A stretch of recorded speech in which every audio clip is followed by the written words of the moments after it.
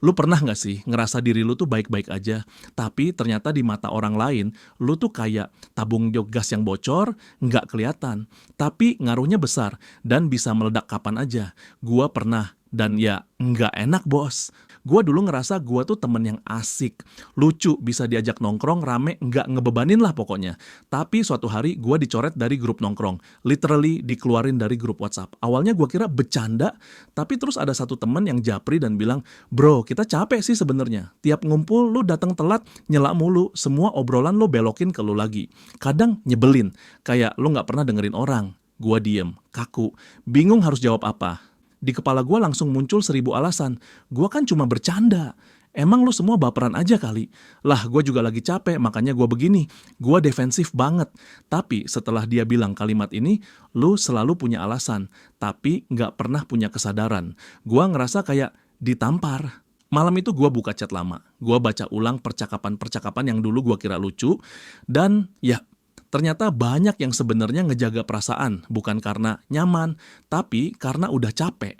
Dan di situ gua sadar, selama ini yang gua kira gua jadi diri sendiri, sebenarnya adalah gua nggak pernah ngontrol dampak gua ke orang lain. Sadar diri itu pahit, tapi nggak sadar diri itu racun. Orang yang akhirnya mau berubah. Sadar diri itu kayak minum jamu yang pahit. Lu muntah dulu, baru sehat. Tapi lu harus berani, karena nggak ada yang bisa naik level. Kalau lu masih ngerasa lu udah di atas, dan kadang disadarin orang itu bukan serangan, tapi undangan buat tumbuh bareng. Gua mulai belajar diem. Gua mulai dengerin, beneran dengerin, bukan cuma nunggu giliran ngomong. Gua mulai ngaca. Susah? Gila, susah banget. Karena berubah itu bukan soal jadi orang lain, tapi akhirnya ketemu siapa diri lu yang sebenarnya tanpa semua tambang ego. Dan pelan-pelan hubungan gua sama orang mulai balik. Tapi bukan karena gua minta diterima lagi, tapi karena mereka bisa ngerasain gua beneran berubah.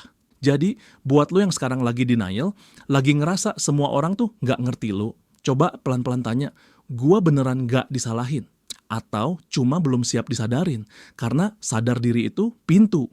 Lu bisa nolak, tapi lu juga bisa buka dan naik ke level hidup yang selama ini lu pikir cuman buat orang lain. Kalau lu relate, klik tombol subscribe, share ini ke satu orang yang menurut lu perlu denger ini dan komen, gua siap buka pintu. Gua tunggu di komen, kita tumbuh bareng.